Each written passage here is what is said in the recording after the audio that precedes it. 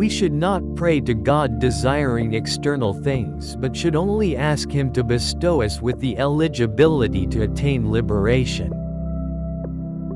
Even devotion is a good tendency.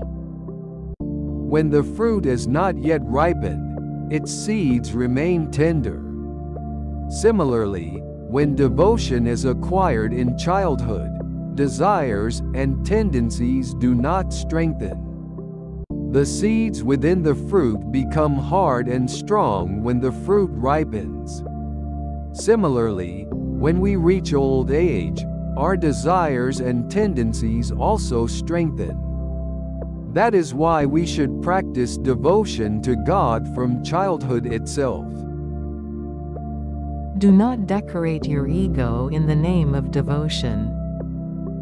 Devotion is our own property.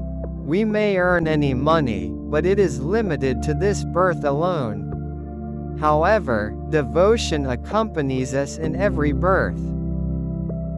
Secrets may exist between two individuals, but no secrets can exist between God and His devotee. As mother is affectionate towards her children, even God is affectionate towards His devotees. Devotees are our actual relatives. We should not enhance our ego in the name of devotion. Keep your devotion very confidential. Dust may accidentally fall upon us while walking on the road. Similarly, a devotee may attain worldwide fame. Do not differentiate between work and worship. We should do our daily work with humility and devotion, just as we do our daily worship.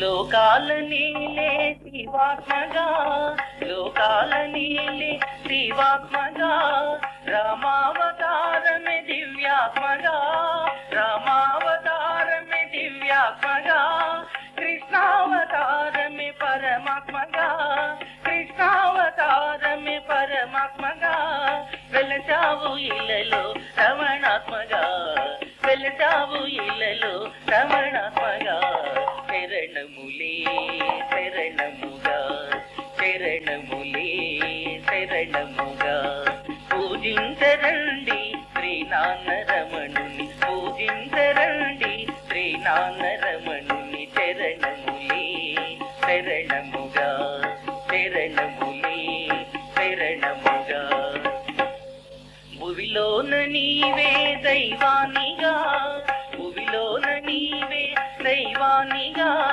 పాపాలు బ్రోచే పరమాత్మగా పాపాలు బ్రోచే పరమాత్మగా శ్రీనాన్న నీవే గురు బ్రహ్మగా శ్రీనాన్న నీవే గురు బ్రహ్మగా వెలిగించు మాలో జ్ఞానాత్మవై వెలిగించు మాలో జ్ఞానాత్మవై శరణములే శరణముగా శరణములే శరణముగా పూజించరండి శ్రీనాన్నరమణుని పూజించరండి శ్రీనాన్నరమణుని శరణము